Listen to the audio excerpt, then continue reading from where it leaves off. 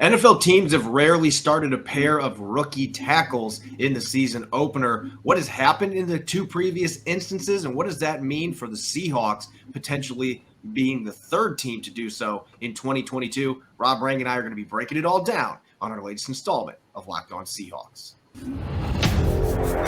You are Locked On Seahawks, your daily Seattle Seahawks podcast. Part of the Locked On Podcast Network. Your team every day.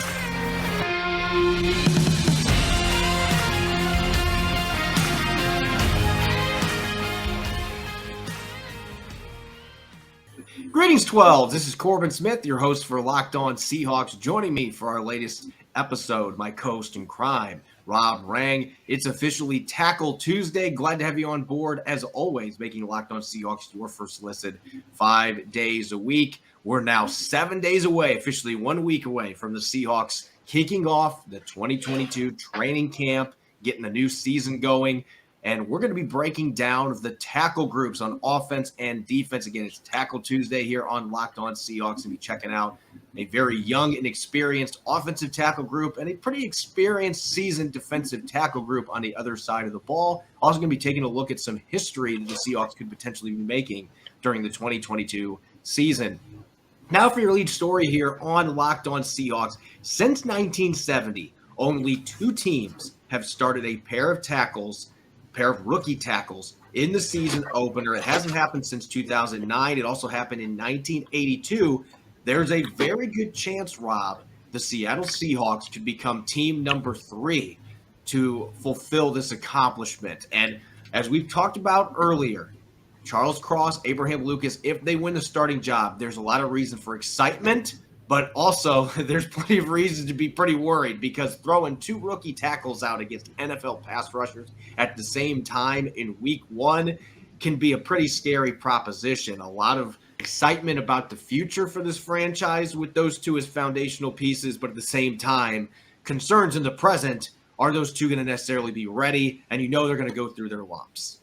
Yeah, that's the concern. Is there's no question that that Charles Cross and Abraham Lucas are incredibly talented, but at the same time, when you are going to be going up against pass rushers like Nick Bosa and J.J. Watt, and obviously Aaron Donald, when you go inside the defensive tackle position with the Super Bowl champion Los Angeles Rams. But my point is that the NFC West, even after losing guys like Chandler Jones and Von Miller, Corbin, the NFC West still is loaded with talented pass rushers and guys who can hold up at the point of attack and be able to defend the run. So either way, Seattle's idea of starting two rookie offensive tackles is a risky one. And as you mentioned, there's only been 2 times in NFL history that we have seen that happen. And that being back in 1982 with the St. Louis Cardinals and Luis Sharp at the left tackle position, Tootie Robbins at right tackle, and then as well in 2009 with the Jacksonville Jaguars, Eugene Monroe at left tackle, Eben Britton at the right tackle positions. And for our YouTube viewers who are able to kind of see the graphic that Corbin created for us, you can see that with those 1982 Cardinals, they finished 5-4. That was a strike shortened season, and they lost in the wild card. But you can see that that's not a very highly successful franchise starting those two rookie tackles. And the same thing with the Jacksonville Jaguars, 7-9, missed the playoffs. Again, not highly successful, not Super Bowl contenders, but not the train wreck of seasons that I think a lot of naysayers might expect. And to me, Corbin, one of the most exciting things about it from a Seahawks perspective, if you really break down these 4 players, Sharp, Robbins, Monroe, and Britton, all of them wound up being multi-year starters for their respective franchises. A couple of them, wound up being Pro Bowlers. So considering how talented that Seattle's 2 rookie tackles are, and the fact that we have seen this happen in the past, I actually, through this exercise, am a little bit more optimistic that Seattle's rookie offensive tackles might be able to survive this upcoming 2022 NFL season. Luis Sharp was a 3-time Pro Bowler. And Eugene Monroe ended up being a Pro Bowler. I think his best days were in Baltimore, though, after leaving Jacksonville. That's something that happens quite a bit for the Jaguars, where players leave and end up doing better with other teams. That's unfortunately been a reality for the Jacksonville franchise for much of their history. But Yeah, I would agree with you. Going back and looking at these two prior examples, it's a very small sample size for a reason. Teams are hesitant to start rookie offensive linemen, let alone two of them at the tackle positions. It just hasn't happened very much since the merger. But Sharp and Robbins both started over 130 games in the NFL and were pretty solid. Robbins never made a Pro Bowl, but he was a longtime starter for the Cardinals and played more than 10 years in the NFL. And Sharp was outstanding as well, as I mentioned, 3 Pro Bowls. Evan Britton's probably the weakest link of those 4 players, and he was a starter for several seasons in the NFL. Never necessarily lived up to the hype coming into the league. Many thought that he might be a potential Pro Bowl caliber talent. That never came to fruition, but he was a multi-year starter. So all 4 of these players had success in the league to varying degrees. So that should be a reason for optimism for the Seahawks going into this. There are going to be lumps, undoubtedly, if both Lucas and Cross are starting in week 1. But I also think it shows that you can be competitive. That Jaguars team in 2009, they had been a playoff team in earlier seasons leading up to that. So there was some disappointment, but at the same time, there was a lot of roster turnover they had made, particularly on the offensive line. And they still finished 7-9. Not a great record, but we've seen Jacksonville consistently win 2 or 3 games a season, especially in recent years. So 7-9 by their standards is pretty good. That is a middling team, middle of the pack. They finished 4th in the AFC South, but still they were competitive around 500. And the Cardinals in that strike shortened season went 5-4. And as you mentioned, made the wild card round, and the Green Bay Packers absolutely spanked them, put up 41 on the scoreboard. But the Cardinals still got to the playoffs that year. So there is proof there that a team can have 2 rookie tackles and get to the postseason. The caveat, of course, it was a strike-shortened season. That certainly is something to account for. But the Seahawks should have some optimism going into this process, especially if Cross and Lucas are able to hit the ground running as run blockers. I think that is still the big thing that everybody's looking at. They were great pass protectors playing in pass-heavy offenses. Both of them played for Mike Leach at the college level. So they were not run blocking very often when they were playing in those offenses. Can they handle playing out of a 3-point stance, firing out, and blocking in the run game? If those 2 players are able to adjust quickly and improve quickly in that regard, then they've got a chance to have some immediate success. And that's great for the Seahawks now. It's really great for the Seahawks down the line. But they truly have a chance now to make history. And based on what we're seeing right here, at least the first 2 instances, the teams were able to get multi-year starters out of both those players, which would be a good omen for the Seahawks. It certainly would be. And I think that when you look at both of these 2 examples, Corbin, there's a lot of similarities with the most recent one in Jacksonville in 2009.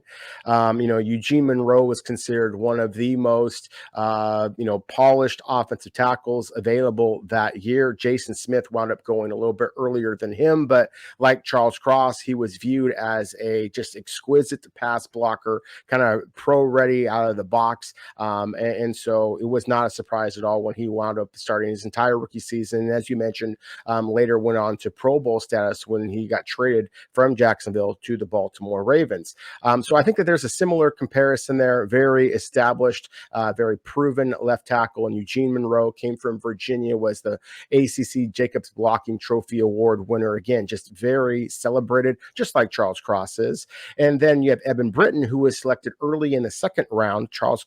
Abraham Lucas, of course, early in the 3rd round for Seattle, but both of them were very productive, longtime starters in the Pac-12. Lucas, of course, of Washington State. I remember Evan Britton at Arizona back when the Wildcats were actually pretty relevant in the 2022 NFL draft. Talk about the Jacksonville Jaguars having their struggles. The Arizona Wildcats, unfortunately, Corbin, have had their struggles as well, but still, kind of like the Washington State Cougars, there were some questions about will Britton be able to come into the NFL and contribute immediately. I was higher on Britton than most, was not at all surprised to see him come into the NFL and be successful. I've been higher on Lucas throughout this process than most, expect him to be successful also. So again, it is going back to 2009, but it's not going all the way back to 1982.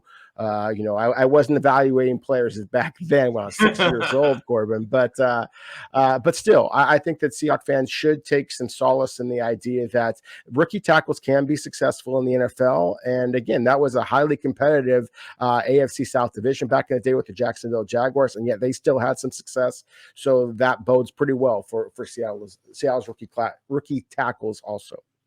Yeah, it really does. It's a good omen. Now, obviously, they got to go out and they got to perform. Every single one of these instances is different. There's different circumstances. You're playing in a vaunted division, the NFC West. So not everything is created equal here. There's a lot of apples compared to oranges type thing, but the Seahawks have reasons for optimism. There's no question about it. We're going to continue breaking down the tackle group in our latest training camp preview installment. A key question that we're trying to have answered, spotlight players, and some bold predictions as we head into the 2022 season.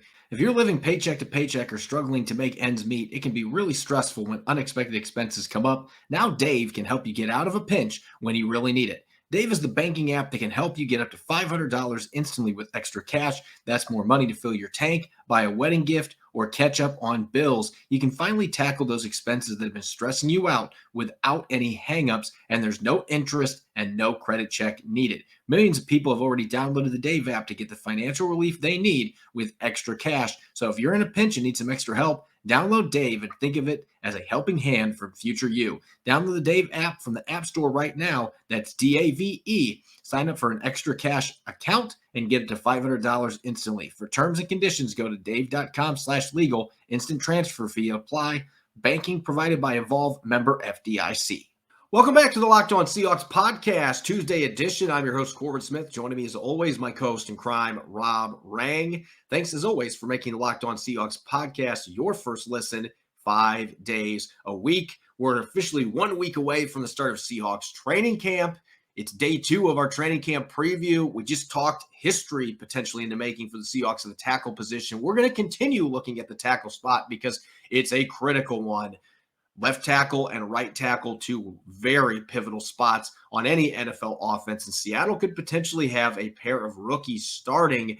And I think that lends itself perfectly to what the essential question is here. You and I, we were talking about when we were creating these segments, maybe you and I both come up with an essential question. And for the most part, we keep coming up with the same one. And it's really a key question on the offensive line in general, but specifically at tackle. Does talent trump experience? Because we know Charles Cross is a big-time talent, top 10 selection. Abraham Lucas gave up 0 sacks at Washington State last year. Was a rising prospect coming from the Cougars program. So both these guys, they're athletic. They're big body, long armed. They project well to be NFL tackles in the modern game, and yet they're coming from offenses where they hardly run blocked. And so there are certainly some question marks for them coming into the league. And when you're going against against Nick and Joey Bosa, they're going to face both of them this year. You're going against Eric Armstead. You're going up against Leonard Floyd, all the great rushers that are going to be on the schedule. The growing pains, they are going to be real. But the question is, going younger, is that going to end up benefiting the Seahawks quicker than expected? Or are those growing pains really going to set this team back this year? Well, that is a great question. I think that it's going to be a little bit of both. I think that it is going to set the team back a little bit this year. That's why I think that whoever is the starting quarterback, as we discussed yesterday, Corbin, that he is no guarantee to be able to start all 17 games because it could be a little bit of turnstiles at the tackle positions if you do have the rookies playing as much as we expect. And, let's be real. I mean, even if Seattle decides to go with the quote unquote veteran route, and Jake Curhan, who has all of 5 career starts under his belt, that makes him the longest tenured offensive tackle on Seattle's roster at this point. Then still you have a great deal of inexperience out there on the periphery. And that is my biggest concern for this team. It's not quarterback. It is the inexperience at tackle. And so I think it's going to be a fascinating conversation. We just talked about it. There's only 2 times in the last 35 years, essentially, that NFL teams have tried this grand experiment that Seattle is going to do here at tackle. So, I think that we're talking about 2 incredibly talented football players, but at the same time, that's one of the things that I have some huge concerns about. And that would be just kind of skipping ahead. One of the bold predictions that I have at the offensive tackle position is I think that Seattle is going to get halfway through training camp, Corbin, and perhaps even earlier, and they might start poking around for some veteran tackles. Maybe try to sign somebody, perhaps a Dwayne Brown reunion, or perhaps trading somebody. We know that John Schneider has done that specifically in the secondary. He's been really successful in doing that. Wouldn't be surprised to see Seattle go try to bring in some veteran who has some starting experience at the tackle position. We know that has been a strategy that they have applied over and over again, of having basically those coaches on the field. So again, I wouldn't be surprised if they decide to do that, because I do think that the early struggles by the tackles for this club could put this team back a long ways. But at the same time, I think that that's kind of necessary. That if you want to win a Super Bowl, then you've got to develop these young offensive linemen and hopefully have your quarterback situation figured out next season and moving forward. And so you've got to, to learn how to swim, you got to get wet, basically. And I think you got to put these rookie tackles out there as early as you possibly can, take their lumps, and hopefully the Seahawks will be better for it moving forward. Yeah, you've got to put them on an island. That's the way that it works now. You can't, quarterbacks, you still maybe can have them sit for a year and learn under a veteran if you have an established star quarterback still on your roster.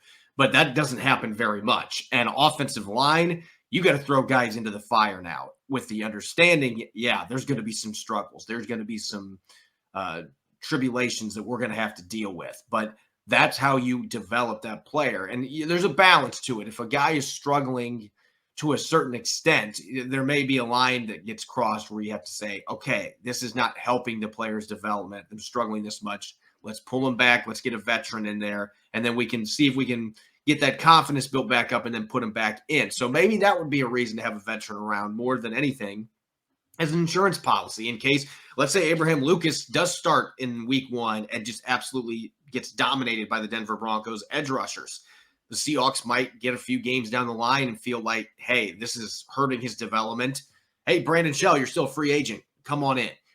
Brandon Shell's played a lot of games for you. So I wouldn't rule any of that out. In the ideal scenario, the Seahawks will be able to keep both their rookies in, just let them go through their lumps, but they get better as the season progresses. That's what every team wants when they're putting rookie players in. So that's especially true on the offensive line. So you look at the lack of experience they've got. Jake Curhan is the elder statesman, year 2, former undrafted player with 5 starts. Stone Forsythe has 14 offensive snaps to his name. Cross and Lucas obviously haven't even played a preseason rep yet to this point. And Greg Island, who was in the practice squad all of last year, he hasn't played a rep in the NFL either. So this is just an extremely ripe group at the tackle position. But there's so much potential in this group. And we've talked a lot about Charles Cross, Abraham Lucas, what they bring to the table as far as being offensive linemen that were elite pass protectors at the college level. Lucas, no sacks allowed last year. Charles Cross, 716 pass blocking reps, gave up 16 total pressures in the SEC. Both these guys are proficient talents at keeping pass rushers away from the quarterback. Now, it's a different level when you're in the NFL going against the Nick Bosas of the world. They're going to be challenged. There's no question about that. But these guys have been outstanding pass protectors basically since they came into college football, and they were 2 of the best last year, maybe the 2 best in the entire country, and Seattle was able to get both of them. I want to spotlight, though, one other player that I believe, and I've talked about this a couple times, Abraham Lucas, Seattle wants him to win this job. But Stone Forsythe, being a 6th-round pick out of Florida last year, is still a very young player that came into the league with some technical stuff that he needed to work through, particularly need to get stronger at the point of attack. Leverage is always going to be an issue that he's got to deal with, being 6'8". But he is a really natural athlete. You can see the basketball background in him, the way that he moves around. He definitely got stronger this offseason. And Pete Carroll hinted that he was going to get a chance to compete at right tackle with Curhan and Lucas. I still think he is the wild card to watch out of this group because of his athleticism. The fact that this is a guy that he wasn't a slouch at Florida. I mean, he was a pretty darn good pass protector at Florida going against SEC competition, just like Charles Cross was at Mississippi State. And that leap from year one to year two can be such a substantial one that it could put a guy like Abraham Lucas at a disadvantage because he hasn't been here before. This is his first year in the league. Stone Forsythe has experienced the rigors of a season, even if he didn't play many snaps. And he's now had a chance of another full offseason to get stronger, work on his technique. And so that is a name that I would keep a very close eye on. I'm going to have him circled on the practice field consistently. I'm going to be watching him because I actually think there's a chance that he could have a better chance of being the starter there than Jake Curhan. If Curhan's going to get looks at guard, they might be viewing him more as a swing offensive lineman at this stage. Forsythe just has the athleticism advantage there, and I think that Andy Dickerson's going to be valuing that in a zone-heavy offense. Yeah, I think so as well. I'm fascinated with the right tackle positional battle. I just think that, again, I feel like it's kind of like we talked about the quarterback with Geno Smith. You know what you have with Geno Smith, and then you're just hoping for the higher upside. Even though Jake Curhan only has 5 starts, I feel like you kind of know what you have with him, and you're wondering if you're going to be able to get even better play. Maybe rocky at first, but even better play from either Lucas or Forsythe. And again, just because they have the size, the length that you would prioritize at that position. But I think that's going to be, again, a fascinating one to kind of break down as we move forward. And again, just kind of going back to that whole idea of having any kind of veterans, the player that I would have spotlight would be Charles Cross. I mean, of course, with him being the crown jewel at this point of the trade of Russell Wilson, then you have to hit on this selection. And I think that Charles Cross is so darn athletic and so long, such a gifted pass blocker, Corbin. I think there's going to be times where he is going to get matched up and put on that island where you are going to see why Seattle made that selection. He is just so agile. And pass protection. It's almost like a guy boxing somebody out in the NBA. But there's a reason why I wore this spring training hat, Corbin, and you kind of touched upon it. I think Seattle has to be willing to sit the rookie down if they have some struggles. And that's why I kind of go back to that veteran idea. And you mentioned Brandon Shell. I mentioned Dwayne Brown before. Obviously, there's a number of other veterans out there that don't have those Seattle ties. But I think that you have to have kind of the long term in mind when you're going with these rookie offensive tackles. If you are worried about shattering the confidence because JJ Watt just beat somebody for 3 sacks and in a series, then that's big boy stuff. You have to be mentally tough enough to be able to handle that. Physical toughness is something we've talked about. I have some concerns about Seattle's tackles, but the mental toughness, I really feel confident about that with Lucas as a 4-year starter. I feel confident about with Charles Cross, considering the rigors that he faced in the SEC. But they're still young players, Corbin, and the NFC West is as good as it is, and there's just so much pressure on these tackles. I really think the tackles for Seattle really are one of the biggest keys to how successful or unsuccessful they're going to be this upcoming season. Everybody's going to focus in on quarterbacks. I think the 2 tackle positions are critical to Seattle's chances this year. They absolutely are. If these 2 rookies can come in and start and play at a fairly high level right away, it sets the tone for the organization, not just this year, but in the future. In 2023, especially if you get a rookie quarterback that you're fired up about, the optimism meter is going to explode in the Pacific Northwest. It's not like that right now with Russell Wilson being out of town, Drew Lock, Geno Smith being the quarterbacks vying for that position, and all the turnover. There's not a lot of optimism out here. But I think if you have 2 young tackles that play well, or at least play decent football as rookies, and they're able to get a bunch of starts under their belt, then that optimism is going to be flowing next year with this Seahawks franchise. So no pressure here at all for Andy Dickerson and company to make this work. But obviously Jake Curhan and Stone Forsythe also want to be in the mix. And so they've got 4 tackles there that have 2 years or less experience in the NFL, not a lot of snaps playing in regular season games. Regardless of who they go with, they're going to be playing inexperienced players that haven't seen much action in the NFL.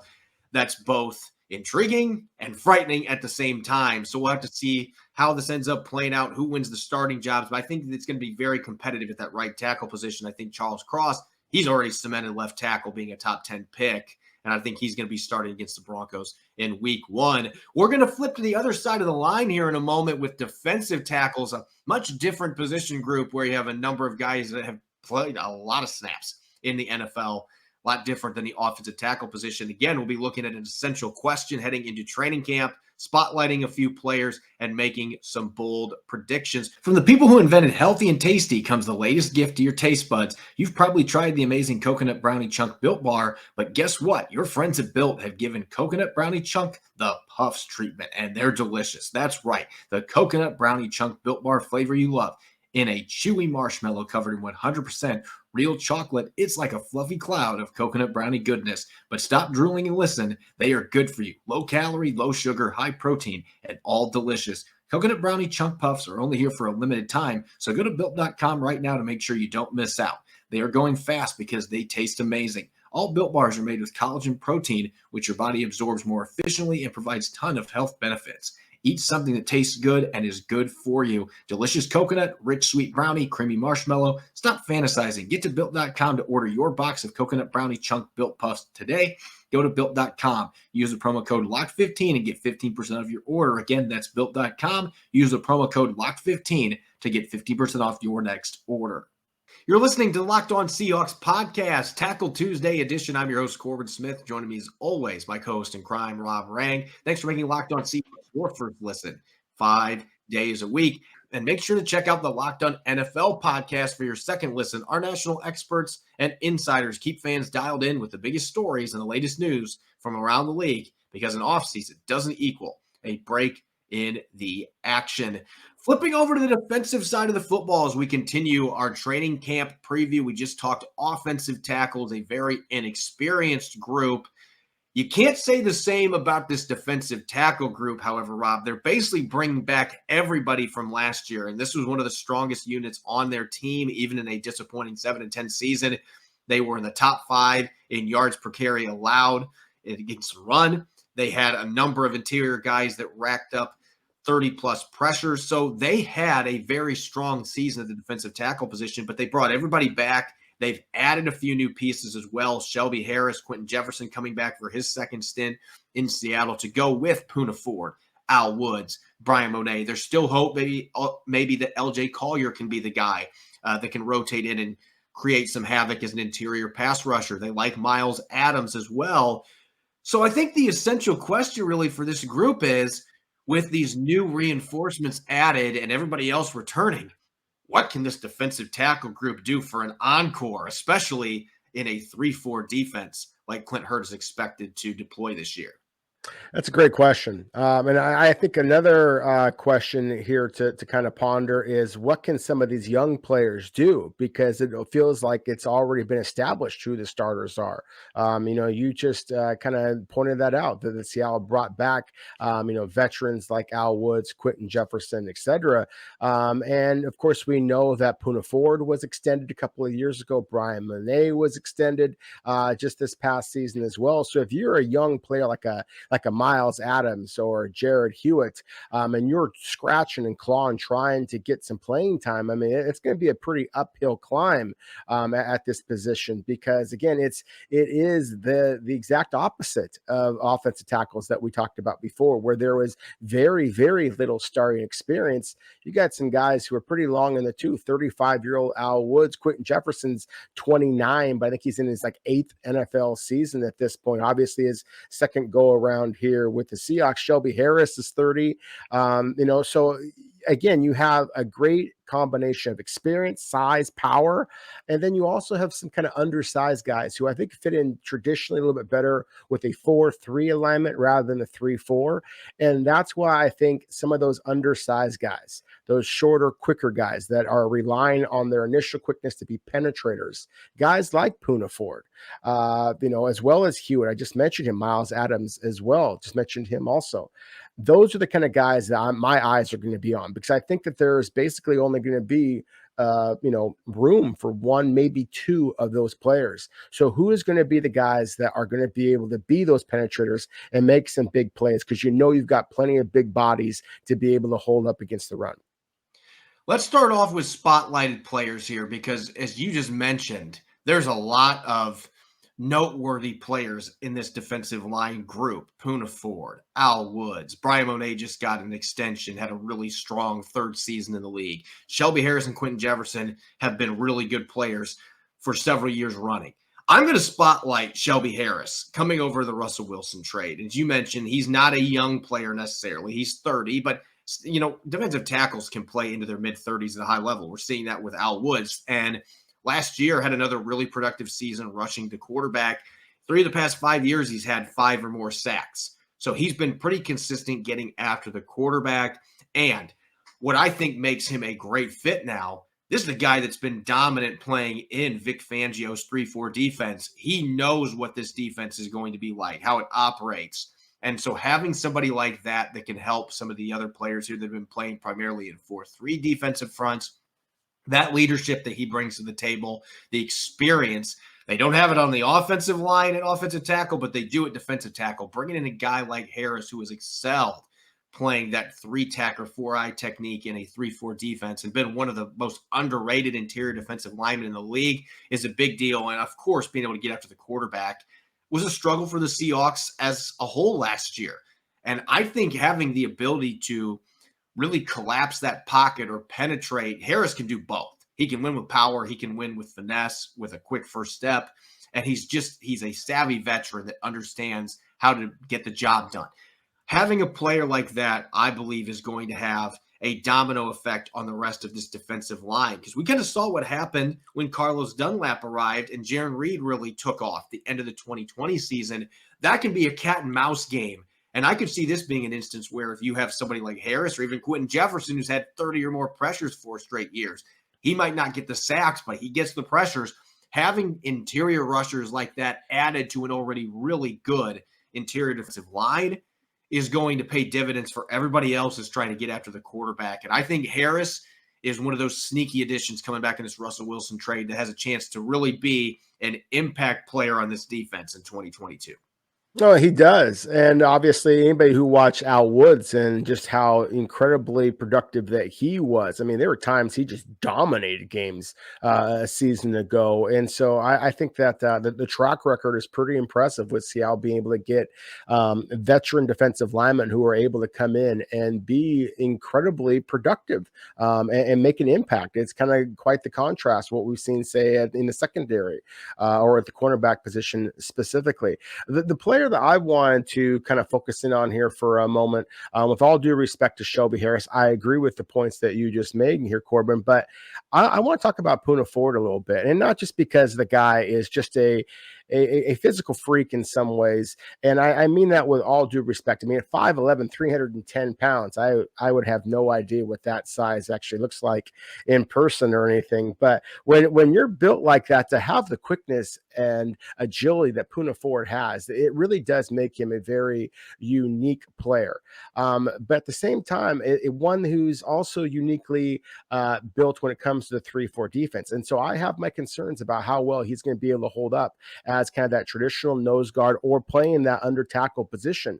And I especially have concerns about it, considering the fact that he is the highest paid player on Seattle's roster at this point, Corbin, and that might catch some people by surprise. But of course, when you get rid of guys like Bobby Wagner and Russell Wilson, your salary cap things are going to change. But at this point, Poona Ford has the highest base salary at $7.9 million. Second on Seattle's roster right now is Gabe Jackson at $6 million. And then the cap hit is $10 million and 75,000. So $10.075 million, which is a 4.6% salary cap hit.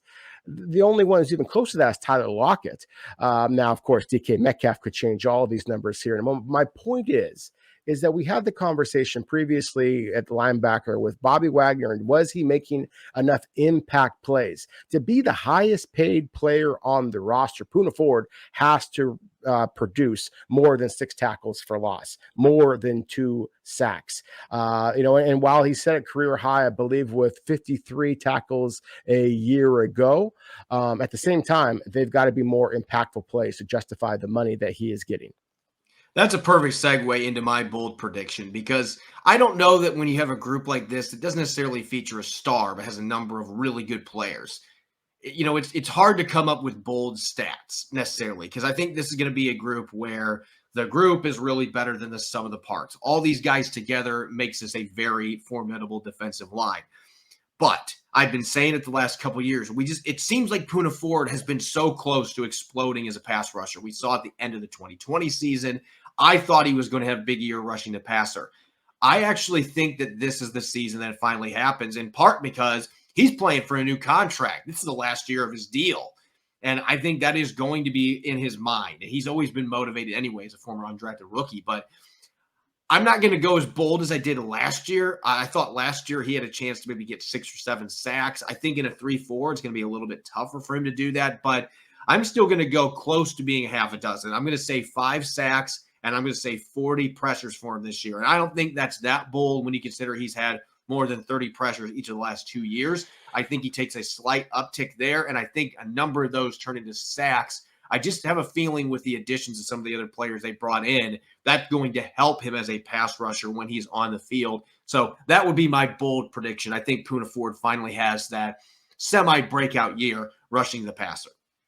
Yeah, and I think that makes a lot of sense. I'll kind of follow that same vein for my bold prediction. I think that the Poona Ford of the preseason is going to wind up being Miles Adams for the Seahawks. That he is going to wind up being the leader in the interior in terms of getting some of the kind of statistics that are going to kind of raise the eyebrows of Seattle's coaches, fans, and scouts for the Seahawks, as well as other clubs. As we talked about before, Corbin, I think this is going to be a really jam-packed defensive tackle rotation, and I think that there's going to be a lot of guys competing for very few roster spots, and so there's going to have to be somebody who is going to make some plays to be able to kind of carve out a roster spot. I think that Miles Adams has enough quickness and enough motivation, frankly, at this point, that he is really going to create some eye-popping plays to make a late push for a roster spot.